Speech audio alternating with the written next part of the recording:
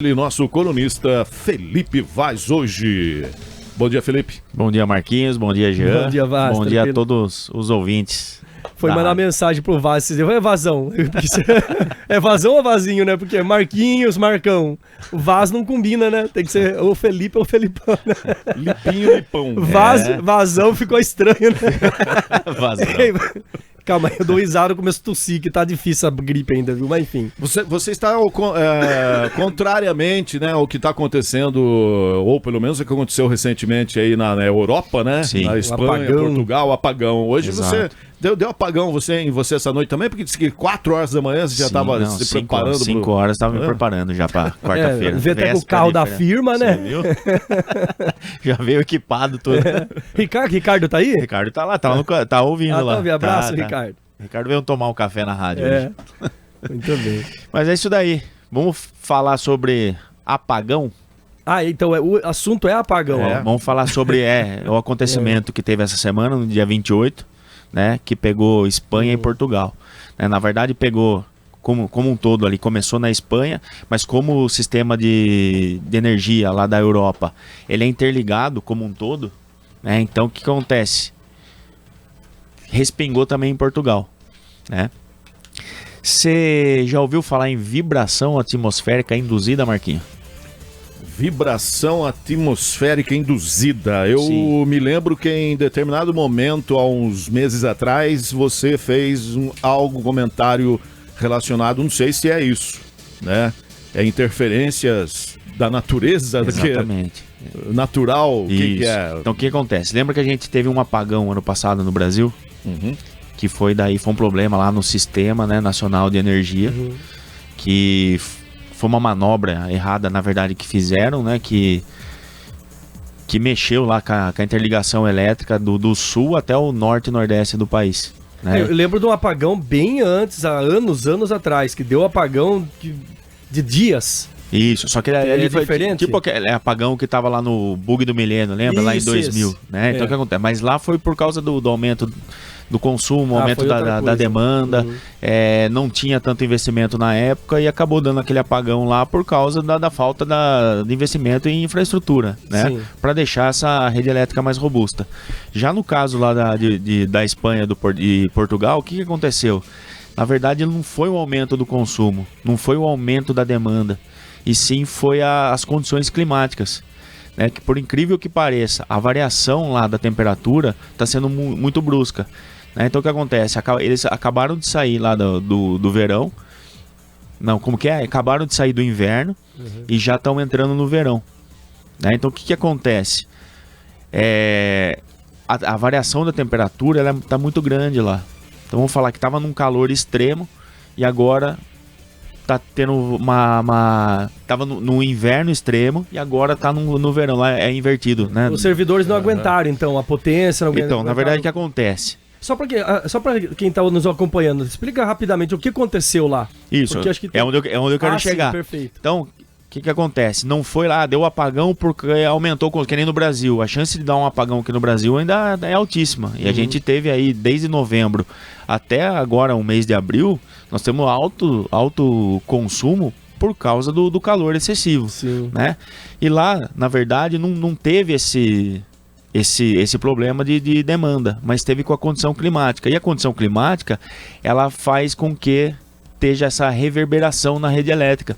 O que é isso daí? É a variação de temperatura. Então imagina que as linhas de transmissões que são aquelas torres que a gente vê na estrada, né, que quando cruza a estrada tem aquelas bolas lá de sinalização. Depois você explica o que é essas bolas, que tem muita gente com dúvida também, mas depois. E daí o que acontece? Essa variação de temperatura, ela dá um efeito que é a vibração. Por isso que fala que é a vibração atmosférica induzida, mas é induzida por quem? Pelo clima, né? Isso foram os relatos já de imediato que os engenheiros lá e os técnicos eles já conseguiram meio que identificar. Né? Mas lógico que isso aí porque foi um apagão geral, né? Ficou lá um dia, né? Mais de um dia lá parado 100%, sem energia nenhuma, né? Então o que acontece? É um efeito cascata que vai se desencadeando, porque, sim, porque de repente... Olha o que acontece. Agora é uma explicação meio técnica, assim, meio mais funcional. Tem a ver com a frequência, né? O desequilíbrio de frequência. Sabe a brincadeira lá de você, dos cantores, músicos, gritar na frente de um copo de cristal e chegar numa frequência que vai quebrar o vidro? Isso aconteceu com a eletricidade. Então, atingiu a frequência certinha. Atingiu a frequência certa e deu uma reverberação na rede elétrica e foi desarmando passo a passo, né? Ponto a ponto. Né? Então, e outra, ainda bem que é um sistema inteligente. Né? Ao contrário do Brasil, o que acontece lá na Europa? A frequência que você fala são os 60 Hz, 50 Hz? Isso, lá é 50 Hz. Lá é 50, lá é né? 50. Aqui no Brasil é 60. Exatamente. Daí tem lá tem a ressonância, né? Tem a parte do eletromagnetismo, de campo magnético, e tudo é mais uma parte da física, né? Uma física pura mesmo, né? Então, lógico que vai ter um relatório agora, acho que no próximo mês. Eles vão fechar um relatório, porque se isso acontecer com frequência, eles vão ter que fazer algum tipo de manobra. Né? Isso aí não pode acontecer. Né? E lá, que nem eu falei, é diferente do Brasil. Na verdade, a Europa tem uma extensão, vamos falar, do tamanho do Brasil. É bem menor, né? Então, juntando todos os países. Então tem que juntar os países. Então o que acontece lá com a eletricidade?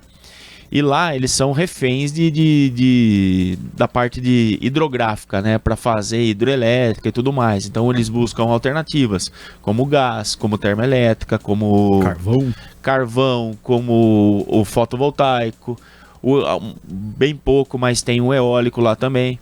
Você entendeu? Mas a queima, no entanto que eles também importam gás lá da Rússia.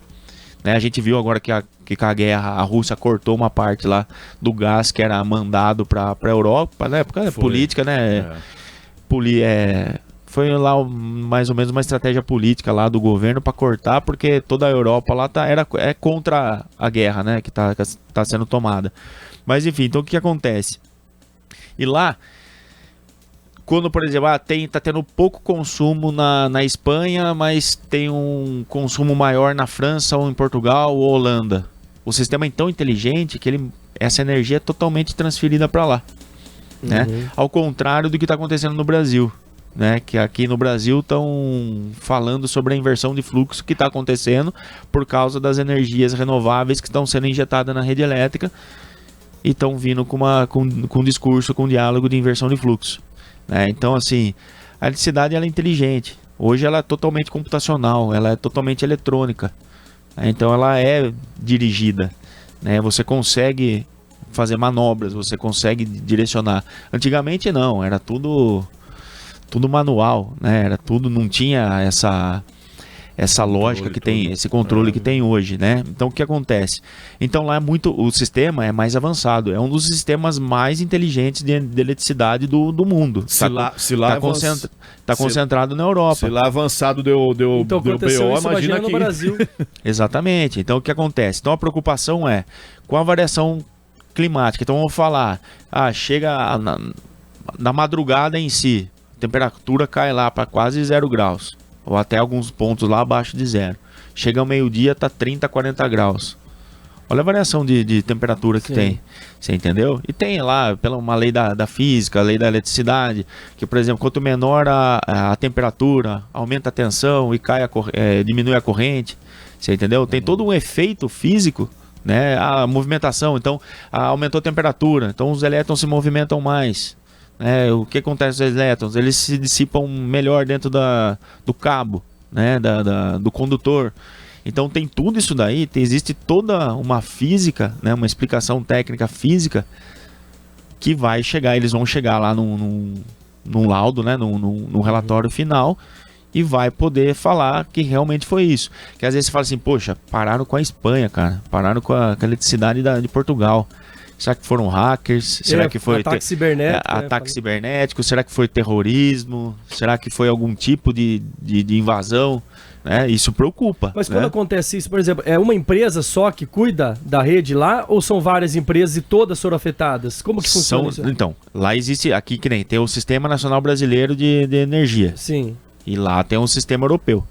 Sim. Então depois de todas as outras subestações, não sei se como chama as empresas. Foi derrubando subestação. Tipo a CPFL aqui é uma subestação que Entendeu? Isso que eu tô querendo dizer, como que funciona?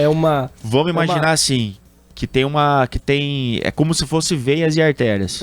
Então imagina o mapa do Brasil, sim, do Rio Grande do Sul até lá o Pará. Vamos fazer uma linha reta, né?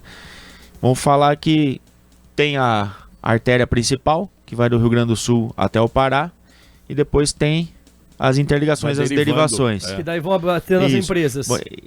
Daí que acontece? Essa linha de transmissão é onde ela vai captar das hidrelétricas, dos pontos de geração de energia fotovoltaica, ou eólica, ou termoelétrica que tem no meio do caminho.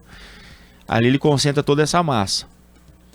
E daí ele vai fazer o quê? Ele precisa colocar na subestação. Então a subestação ela tem de demanda. O que é demanda? Vamos falar, Capivari tem 50 mil habitantes. Quanto essa cidade ela consome? Né? Então tem que ter uma subestação. É a mesma coisa. Na verdade, a subestação vamos falar assim, bem resumindo. Sim. É aquele transformador que tem no poste. Ele chega lá no 11.900 e tem que transformar para 220, 127. Você entendeu? Então imagine que a subestação chega lá 69 kV, chega não sei quantos kV lá de potência, e a subestação ela armazena, não que ela armazena, tá? Não é bateria. Sim. Quem armazena é bateria.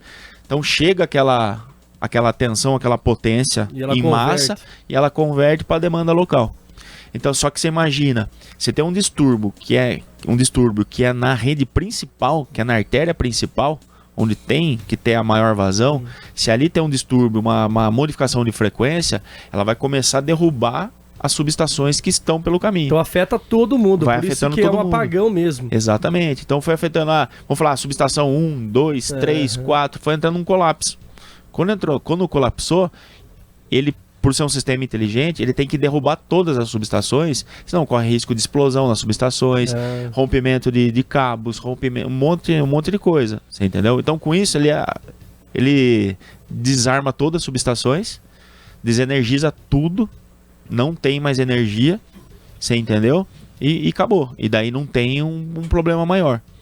Mas o estudo que está... Como se fosse um disjuntor. Exatamente, são disjuntor, religador, chave seccionadora, é um monte de coisa, de proteções, né? E é tudo computacional, você entendeu? Ninguém vai lá, como antigamente, lá e puxava a alavanca lá e... Sim, voltava a energia. Tirava lá o fusível, né? A banana, né? Que a gente brinca no poste. Né? Então, como o Jean perguntou, né? Acredito que as concessionárias, elas são então responsáveis por fazer a distribuição dessa energia por cada região, é isso? Exatamente.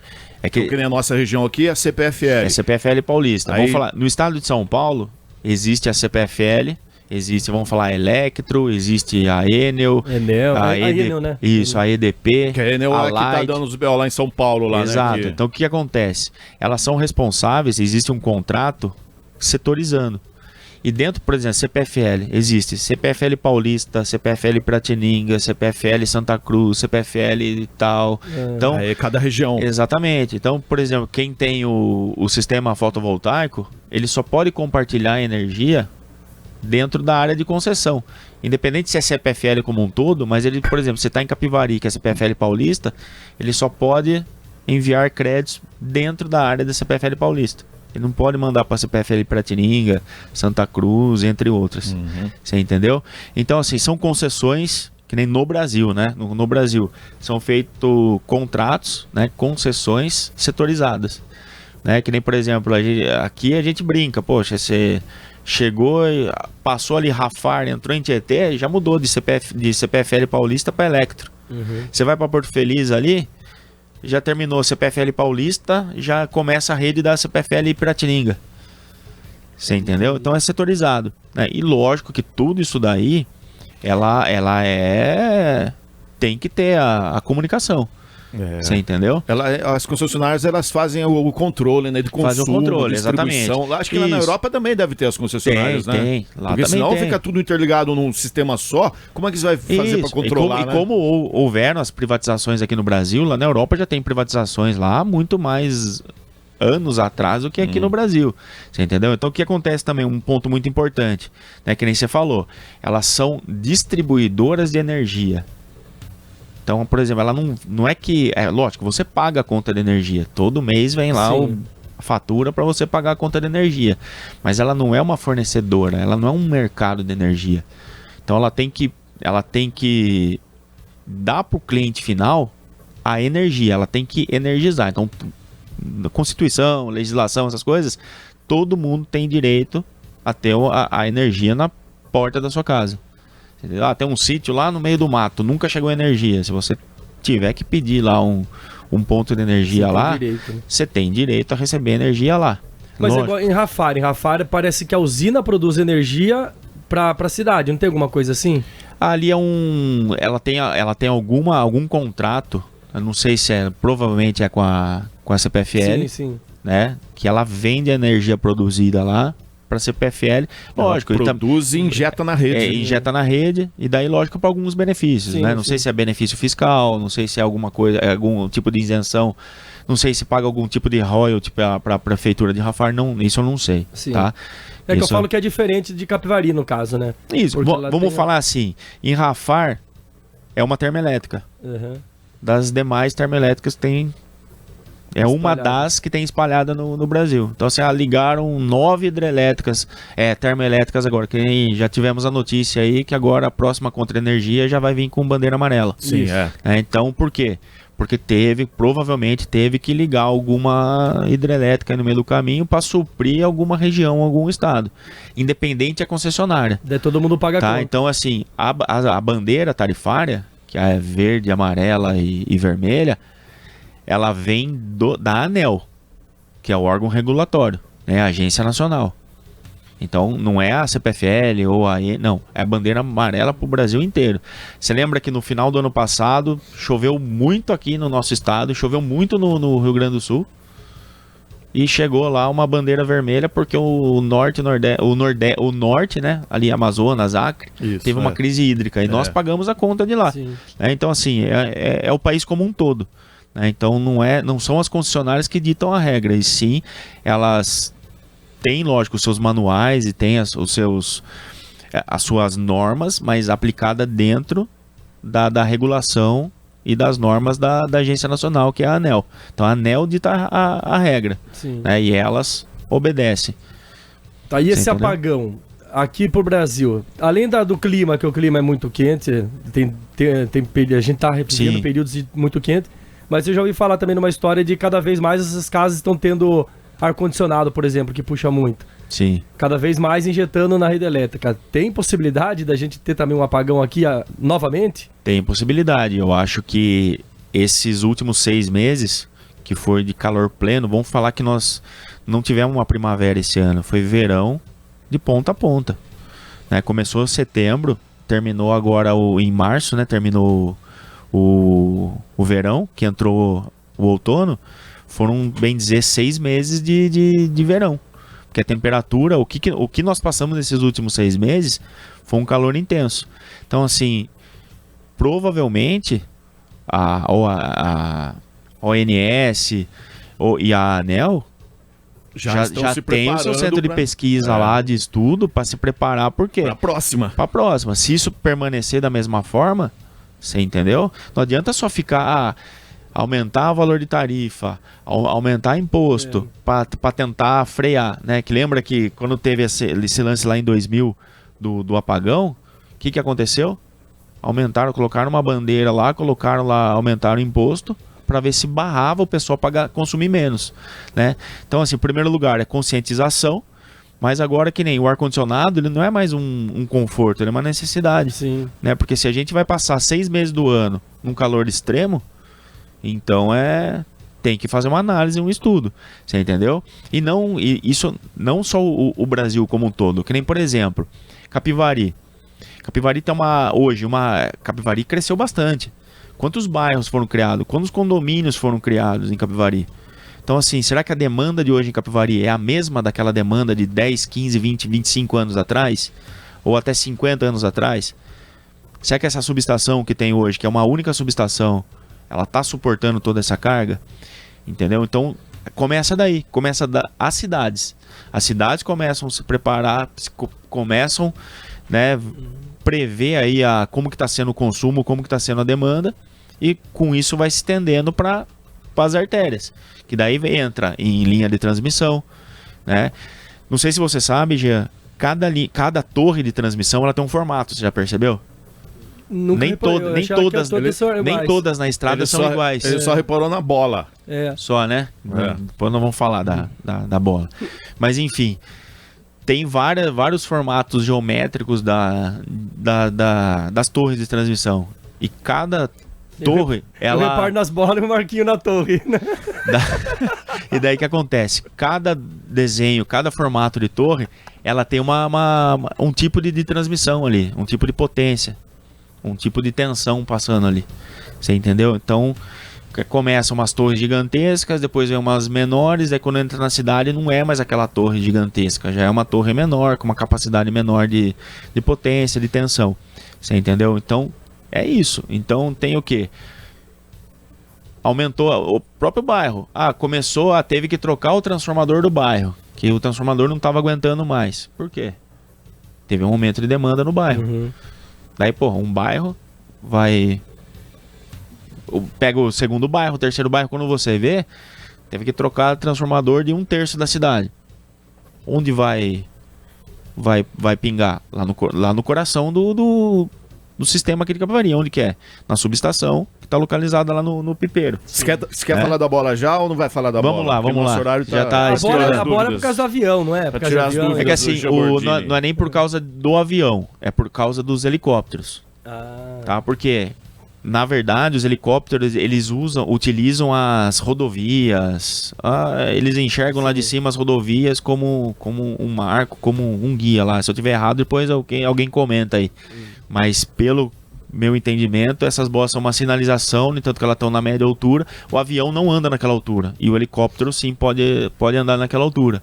Você entendeu? Pra não enroscar. Exato. Os acidentes que têm acontecido, que o avião bateu na linha de transmissão, Marília Mendonça, lembra que teve lá aquela tragédia e tal? Foi por algum tipo de manobra errada do piloto, tal, algum defeito que deu no avião que não tinha o que fazer e acabou batendo. Mas não era para ele estar sobrevoando lá naquela altitude. Mas essas bolas aí são para identificação, principalmente dos helicópteros. Perfeito. Porque não faria sentido. E você vê, porque helicóptero, ele você não vê ele voando à noite. Só voa de dia, você já percebeu isso? Isso é. Então, senão tinha que ter luzes nessas bolas, você entendeu? Mas não, então é só para identificar, pro helicóptero conseguir, pro piloto do helicóptero conseguir identificar essa passagem no meio da pista. Obrigado, senhor Felipe Vaz. Na próxima vez que você vier, você vai explicar por que o laser apagava os postes. Quem nunca, né? Causou apagão no poste. Mas tá certo. Abraço a todos. Valeu. Uma boa quarta-feira, um ótimo feriado e bom final de semana. Igualmente. Um Valeu. abraço. Abraço, tchau. Vaz. Abraço, Ricardo.